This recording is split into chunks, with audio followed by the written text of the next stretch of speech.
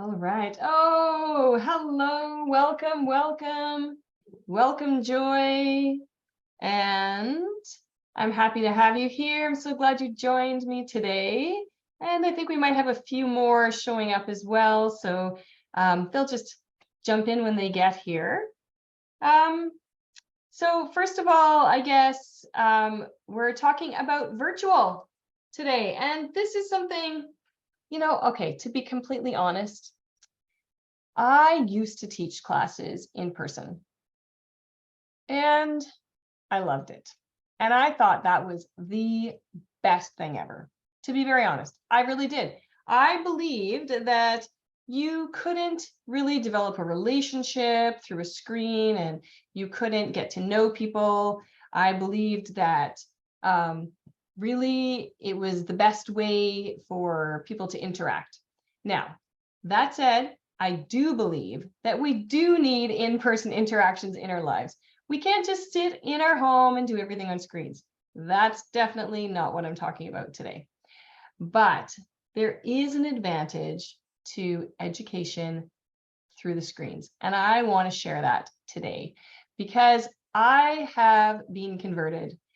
COVID pushed me and made me go online, and it was quite the learning curve. So I want to thank all of the families that lived through my learning curve, and we had quite the learning curve together. It was quite a change learning how to figure out the whole thing, and we all did that together.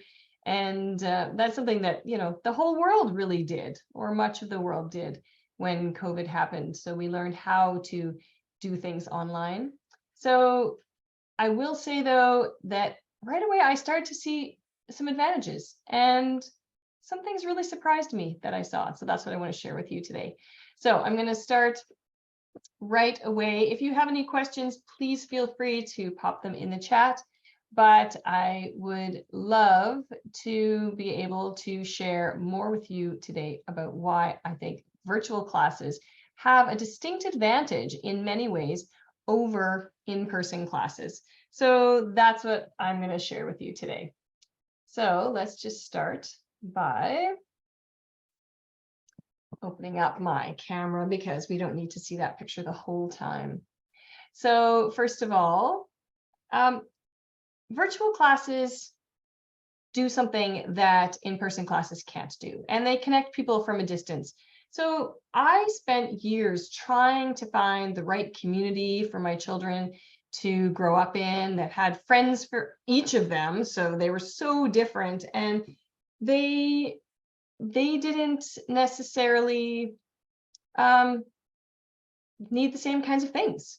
So how could I have a community for all of my kids to thrive in, a community that had the perfect friendships for each one of them? How could I have a community that was going to encourage each of them in a different way? So that was very difficult for me, actually, and it was very difficult for them because they were feeling socially isolated. They at first had friends, and then as their friends got older, many of them went to school or things changed and they went to different groups. So for a couple of years, we had a wonderful space where we had this wonderful relationship happening. Then things change because things always change. They just don't stay the same. Why can't they stay the same? But we change and other people change. And when you have an amazing place, other people want to join it. And it just changes the dynamic when it gets big and things change. So really, I kept looking, and every time I thought maybe I was finding a place, they were closed, they weren't taking new people, or they were far from me, or, I didn't have time or another vehicle to drive half hour or an hour to go to a group every week for my students, or especially to go for one class. So that was definitely not going to happen. So I understand the struggle. I understand the struggle of trying to find a place for your kids to thrive. So virtual really provides an opportunity for you to choose the environment you want for your kids for their learning. So in my virtual classes, I actively choose and actively try to bring on students that are going to be willing to work hard, that are going to push through hard times, that actually want to learn and grow. And maybe right now you're going, oh, probably not my kid then, right? You know, there were years that wasn't my kid either.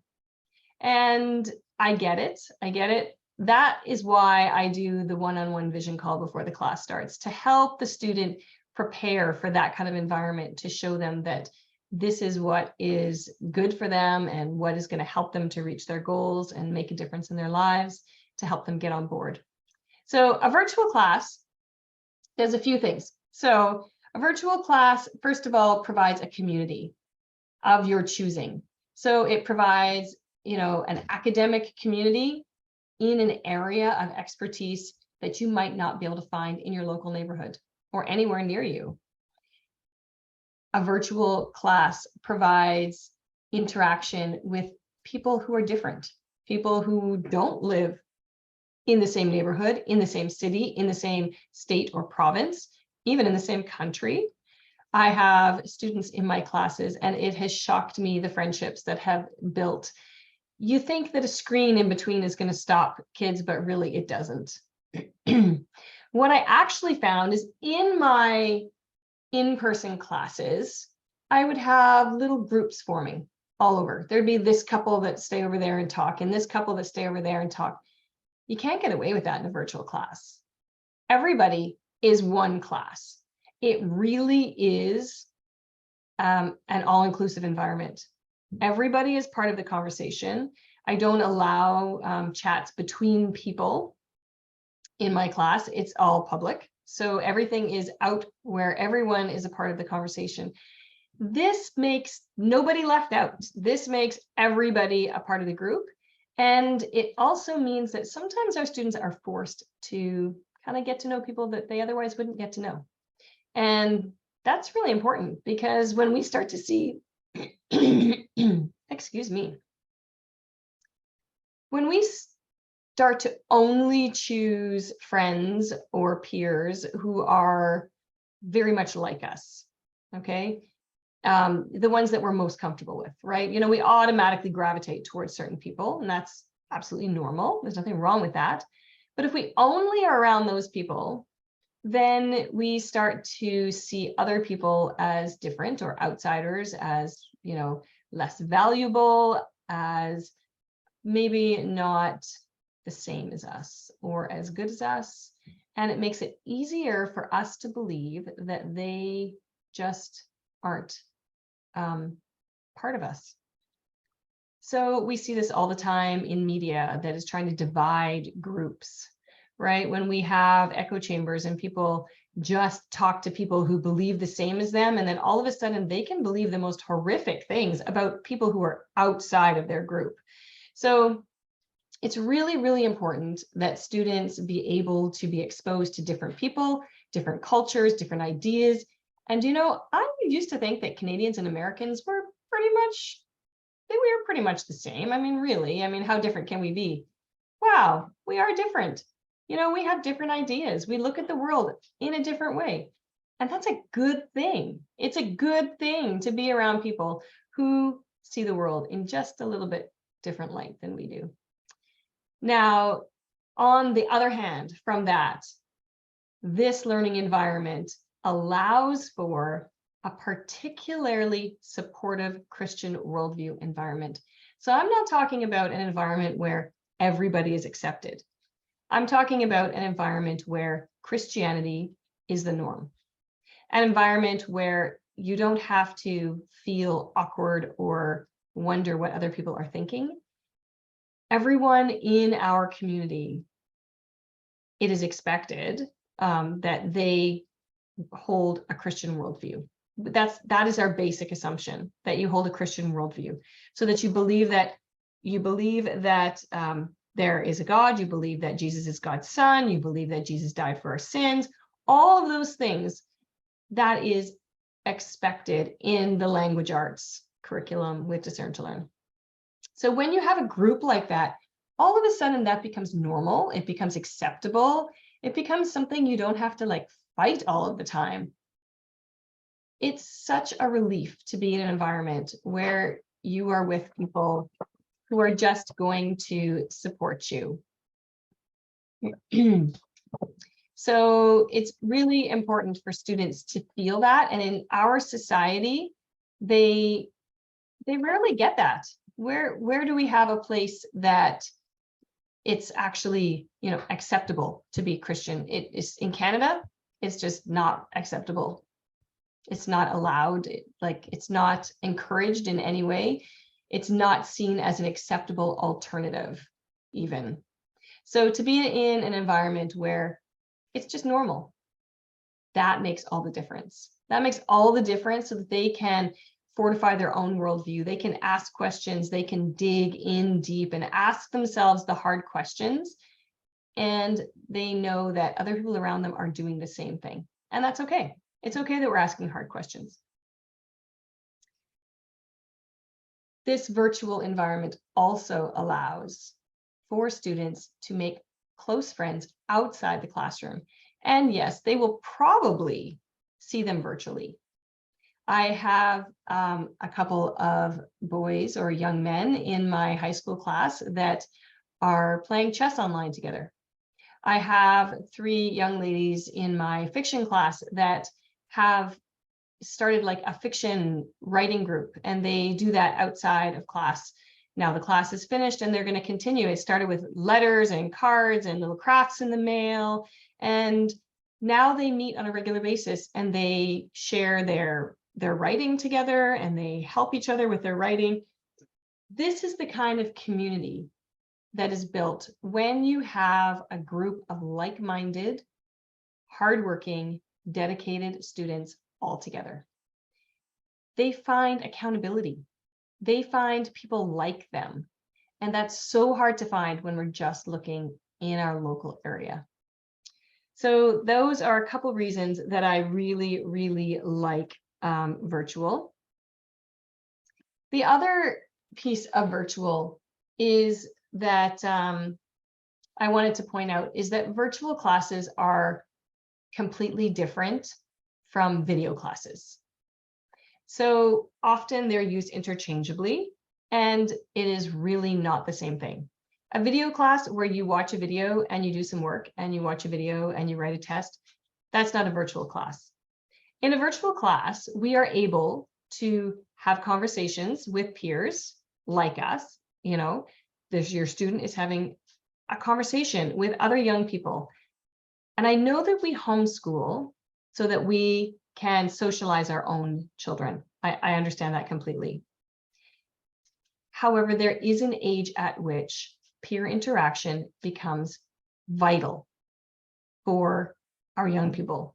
They need to see other people, other young people, doing things and doing hard things and reaching goals and finding success and failing and trying again and then failing again and trying again, because that's what life is about. Life is about continually trying again and not giving up, knowing that when we fail, it's just the next step in our process to succeeding. So those are all pieces, and we have that in our virtual classes. But why do students need peers? Why do they need kids? Why is it not good enough to stay just with adults, or maybe even inside our own family group? I don't know about you, but my children, they really don't want to hear from me. I can sit down for 45 minutes with pretty much anybody's young person and have them telling me about their dreams and their goals, have them develop that into a plan and figure out how we can make daily habits. I can get them excited about a class. Can't do that with my kids. It's not because I'm a failure. It's not because you're a failure that your students sometimes don't want your input. It's because God has created us to break away. God has created us to grow up into adults. And that's something that happens in a gradual way, but it is something that happens relentlessly, and it starts happening very young, and it continues and continues until they're adults. So when we have conversations with young people, and it's just adults having conversations. So if it was just me one-on-one, this is the reason that the peer interaction is so important. If it's just me one-on-one for all of the time, they start to believe that they just can't do it, that adults have all the answers. But when they see other teenagers or preteens who are able to do it, then they all of a sudden can do it too. If someone else can do it, why can't they do it? Right? Of course they can. And so it's so important for our young people to have a place that they can feel comfortable, where they can interact with their peers, where they can see other people and be challenged. And the peer pressure that happens inside of a classroom where people are striving to better themselves is amazing, unbelievable. And you may have a student that tends to shut down in those situations. And that's where the mentor in the situation comes in and works with that student to draw them out, to help them to face those fears of failure, to help them to face it and make a plan so that they know they can succeed. Many students just don't want to make a plan because they think if they make a plan and they fail, then they're a failure. However, if we don't make a plan, we are guaranteed to fail. That is a completely different thing. So in a class setting, there is mentorship that's happening. You can't just throw a bunch of peers together like happens in many other classrooms in public school and expect everyone to just work it out, just figure it out, because the strongest, most dominant,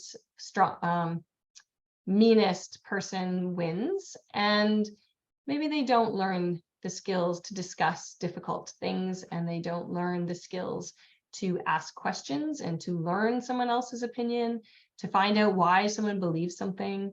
Those are all things that can really happen in a classroom of peers. If they're in a group of people who are in authority over them, so their family or other adults, and a situation comes up where they question, as a parent, okay, when it's my child, I want to jump all over it and say, what do you mean? You know what we believe? How can you? And then I have to bite back. I have to like take a deep breath first and say, oh, what do you mean by that? What does that mean to you? Why do you think that's important? What have you learned about that? And get them talking. So in a situation where it's family or other adults, very often young people are afraid to express because they're afraid that they're going to disappoint you.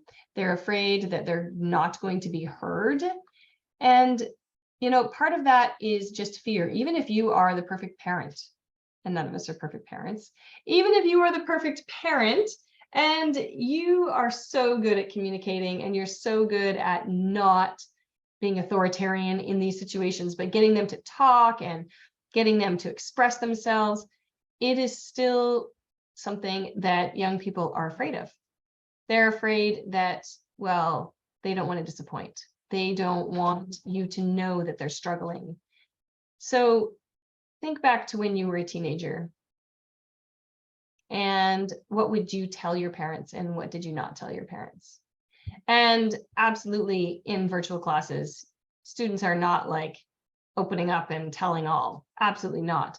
But what is going to happen in Discern to Learn virtual classes is that students are given homework that will challenge them to think deeply, and they are asked questions about it, about their answers to that. Not so much in class, not about worldview, but about other things. We're always asking questions. Why do you think that character did that in that book? And being able to talk in a classroom setting where it's safe, being able to talk in a classroom setting and to discuss those things is so important. So could that happen in like a in-person class? Yeah, that kind of discussion can happen in an in-person class. But I have seen that it is not as inclusive of the whole group, you very quickly have people breaking off into little groups. So in a larger group, everyone has to listen to everybody on virtual, but they don't have to in an in-person setting. So the other thing that is so important in a virtual class is the ability to pivot. And as a teacher, this is huge, okay? Maybe this is a shock to you. I do not have my lesson plans like detailed. They are not the same every term. They are not the same every year. It entirely depends on who's in the class and where the class goes. I individualize assignments. I individualize the classes. If we have something that someone is struggling with or a number in the class are struggling with, that's what we deal with. It doesn't matter what was on the lesson plan. If someone asks a question that takes the class in a new direction, that's where we go. I let the class happen and I guide the class. That's not to say that at times I don't say, okay, well, we have to move away from that now because we have to move on to this other thing. So the students are not in control of the class, but I'm able to pivot. I can very quickly open a tab, find something online, find some extra help. I don't have to say, you know what, let's next week learn about that and then waste a whole week of the student not knowing how to do something, or the whole class struggling with a certain concept. I can say, oh, we're all struggling with this grammatical thing. Let's just pull up a worksheet over here. Let's just pop it on the screen. We're going to work on it together and we're going to figure this out so that we all are on the same page. Very quickly, I can pivot, change the class, change what's going to happen. Sometimes it will mean a grammar lesson. Sometimes it will mean doing some research together.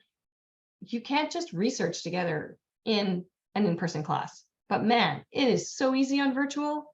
It's amazing. So that really, really, as a teacher, frees me up to make the class what the students need and not what I need it to be. If I have a lesson plan and I prepare ahead and we're in person, I have printouts and I have questions and I have everything prepared to go, and I can't really change because I can't just pause. Okay, everyone wait a half an hour while I go find the thing and print it out. I'll be right back. It just doesn't work that way. But you certainly can do that in virtual. And it's a huge advantage for the students to be able to have the help that they need when they need it and not have to wait for another lesson some other time. So those are a bunch of reasons that I love virtual. And it is really being a game changer for me, being able to teach to the student, to be able to individualize learning. And it is so exciting for me to see my students making connections, you know, in the same province, in the same country, in another country.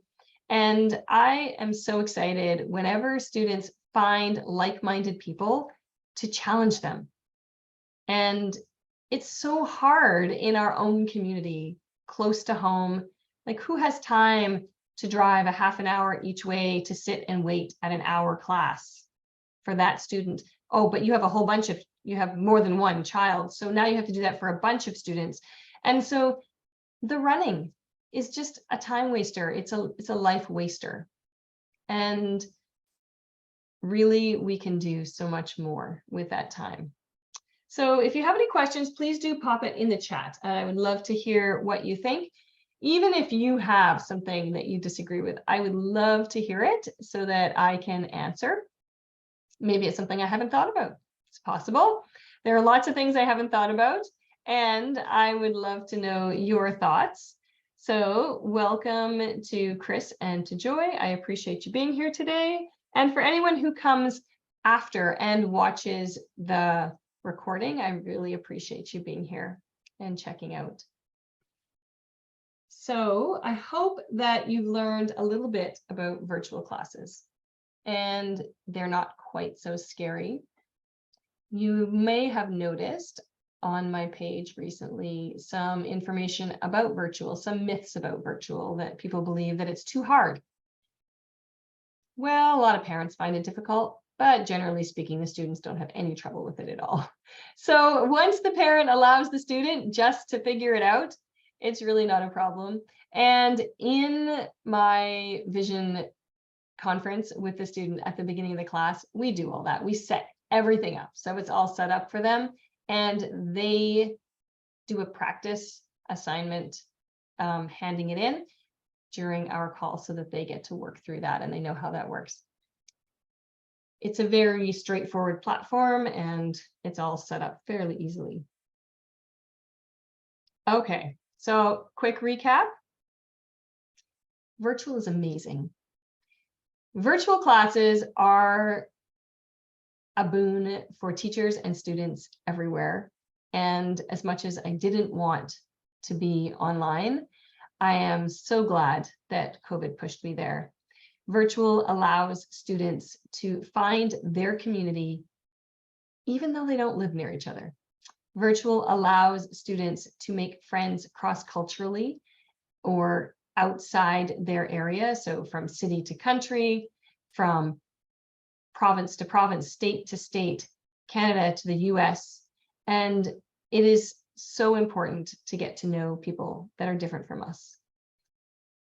And as much as they're different from us, they are so much like us because we are in a community of like-minded people who have Christian values and who want to serve God and who are pushing hard to reach our dreams and goals. So virtual classes allow the teacher to pivot and change the class so that students can get exactly what they need when they need it without having to have a whole bunch of prep happen ahead of time. And that allows me to be a better mentor for your students. So I would love to talk to you more about virtual classes, and you can watch, I have a bunch of reels on my YouTube and I will put a link there. If you want to watch more about why virtual classes are amazing, I've done a series on that. And if you have any questions about any of my classes, I would love to talk to you. And I do offer a free student assessment for anyone. You don't even have to be particularly interested in joining the class. This is not a high pressure sales thing. This is just, I want to help you set up a success plan for your student. So if you want to book a call with me, we will walk through an assessment with your student, talk about your concerns, make a plan, look at how my method works and how you can use that plan with your student. So there are lots of resources available for you in my Facebook group. You can find my free downloadable books at discerntolearn.com in the free resources. So there's one there about the tutoring class. There's one there about the language arts class, how I do it, how you can do it. And if you are just ready to talk to me and just want to get some questions answered about how you too can do this on your own or how you can get your student into one of Discern to Learn's classes, please let me know, message me, and I will get back to you as quick as I can. Have an awesome day. Thanks so much for joining me today, and I will see you again very soon.